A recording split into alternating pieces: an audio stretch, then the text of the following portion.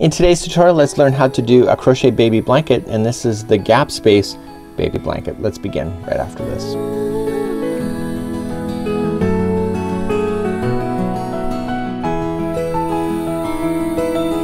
Welcome back to the Crochet Crowd as well as yarnspirations.com. I'm your host Mikey. Today I'm going to show you how to do a gap space baby blanket. The reason why I called it a gap space is that you can actually see that you're going into gap spacing in between double crochets, just like you see here.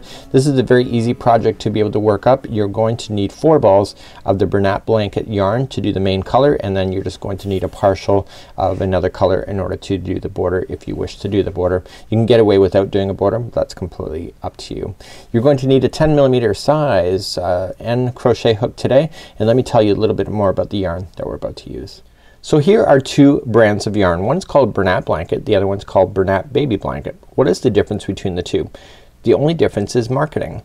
So for example, Bernat Blanket here is more geared to home decor. It's more solid colors, more adult in nature, where the Bernat Baby Blanket here has colors that you would see typically in baby afghans, baby colors, nursery rooms, even colors that are more geared for kids.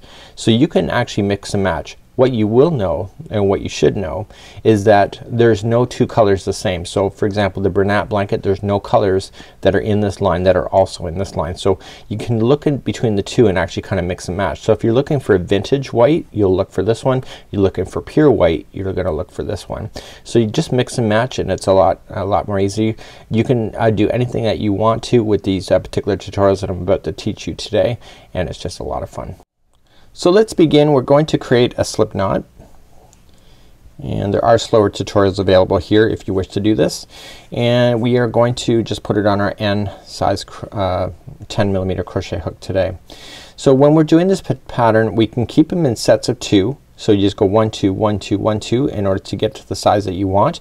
But if you'd like to match the exact pattern that we've done, it is chaining of 78. So I'm just going to do just a smaller example. So I'm gonna keep mine in sets of 1 2. So 1 and 2. So chain 1 and 2, 1 and 2, 1 and 2, 1 and 2. Okay, and you keep doing that until you get to the size that you want. Now if you change your size of your chain, it's gonna change your yarn quantity. What those quantities are, well, that's completely up to you to be able to figure that out, because it's basically unlimitless on if one little change like that can make a world of difference when it comes to how much yarn you're going to need. So just make sure you plan ahead. So keep them in sets of 1 2.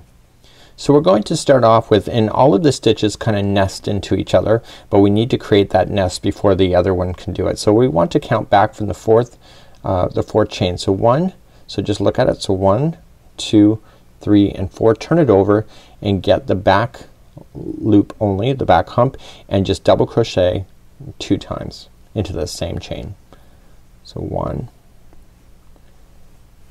and 2. And you will notice in the pattern I refer to as groups of 2, this is one group of 2. Okay, so you're gonna come back down to the chain and skip the next one and go to the second one over and do 2 more double crochets into the next one. And you're gonna do that all the way down the chain. Okay, so you skip the next one in the chain, second one over, and double crochet 2 more times. So what's unique about this particular stitch is that we don't put any chains in between the double crochets at all when we go to play this. And what that does is it makes it tighter. So continuing along, just skip the next one in the chain, second one over, double crochet 2 more times.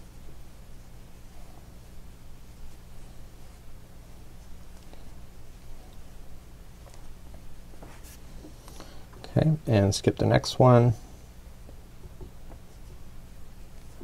and go to the second one over for 2 more double crochets, and then you're at the end of the chain. So when you get there, just go 1 double crochet at the last chain, so that when we did that double crochet 4th chain from the hook, you created a double crochet by doing that, and so you'll have 1 standing alone, and then you'll have all the groups of 2 nesting in between. Let's move up the row and I'll show you what to do next.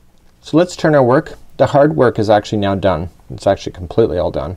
So this is just a matter of just following what is already established. So getting it established was the hard part, and it wasn't really hard to begin with.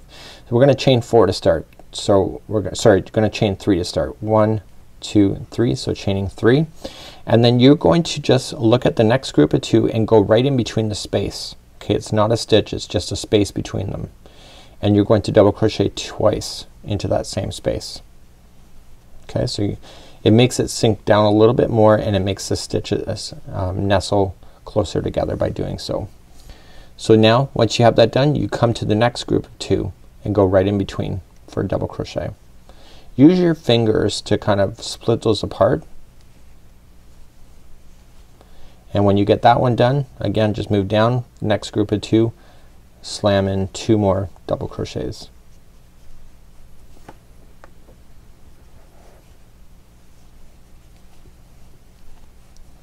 Okay, and then come to the next one, 2 more.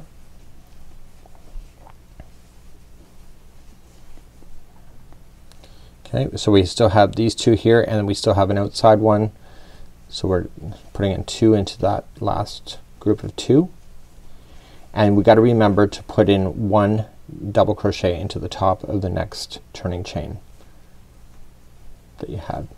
And I'm gonna turn one more time and show you this once again. So we're gonna turn our work.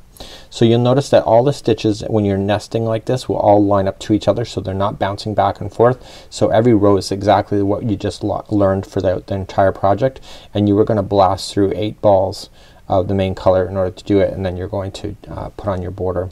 So to begin again, it's chaining at 3, and you're going to just split the next group of 2 apart and put in 2 double crochet.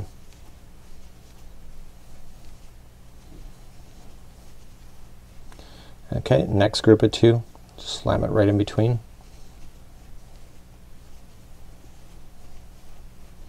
Next group of 2. See how fast that goes? I've done this kind of concept I believe on a cowl. I could have done it on mitts. I've done it before, and I really liked it before, but with the Bernat blanket yarn here, it actually makes it nice and tight, especially if you have babies and stuff. You'd want it kind of you don't want anything too lacy with this kind of yarn. So once you get all the way to the end, you're just gonna put in a double crochet right at the end. So I'm gonna show you how to do the border, and that's coming up next. So I'm going to show you how to do the border. I'm just gonna pull up a loop. I should be fastening this off, but I don't want to waste my yarn because I want to do more tutorials with this yarn, and I don't have a lot of it in stock. So I'm going to just with my new color, okay, I'm gonna choose blue or white in this case. I'm going to create a slip knot, and I'm going to put it onto my hook, and I'm gonna go right into the corner, and into the corner piece I'm going to put in just fasten it on, and the border goes really quick because it's thick yarn. Chain 1 and then 3 single crochets into the exact same spot, and this allows you to turn a corner perfectly on this afghan. So I'm gonna work down the side edge first. So when I'm doing the top edge here and I'm doing the bottom edge here, I can just follow what's already there, but on the sides we have to equally space it. So what I figured out is that you just have to equally space it down. So I'm gonna go into a gap space first for 1 single crochet, and then I'm going to go into an actual stitching area. So top of chain 3. The next one is a gapping space, and then the next one is in the top of the chain 3. Okay, gapping space. So you just equally space it out, and then you're right down the corner. So when you get to the corners, you just have to put in 3 single crochets. This allows you to turn the corner. So once you've turned the corner, you're gonna come along the bottom edge like so, and you're gonna go into a gap space first because there is a gap space, and then you're gonna come into the bottom of the stitch. Okay, see how they're coming together? You're just gonna go right into there, then you're going to come into a gap space, and then you're gonna go into the bottom of the next, and you keep doing that all the way across.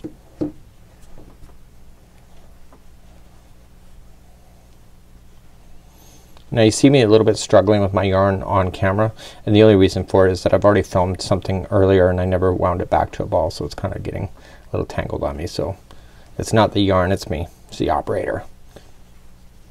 So I come back all the way across, And again I just equally kind of space it. You see all the stitches are aligning. So here is, I'm gonna go into gap space first because it is chain 4 to begin with, and then the next one I'm gonna put 3 single crochets. Just remember, if you make any alterations, just continue to keep the alterations always the same, so then it looks the same. So you're gonna come up the next edge. So I'm going into gap space first. Here's a turning chain, gap space, turning chain, okay, gap space, and then I'm gonna come to the top of this turning chain, so it's gonna be 3. So 1, 2, and 3. So now I'm gonna come along the top here. So I'm just gonna match everything that's already there. So you just go 1 into every stitch. Okay, so we have 2 rounds of border for this particular afghan. Okay, we're just gonna go all the way, and then we're just gonna join it with the slip stitch when we get there, and I'm gonna show you how to start the next round. And again, this is really quite easy.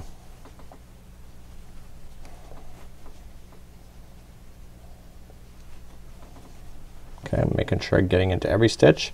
Now that I'm on the corner, I want to join it to the beginning single crochet.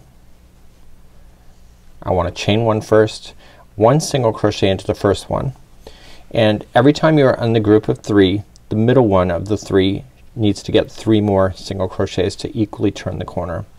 So every time you get to the corner, the middle one of the 3 gets 3 more, and then you're just gonna work down the edge. So 1 single crochet into each, going all the way down, and I'll show you one more time.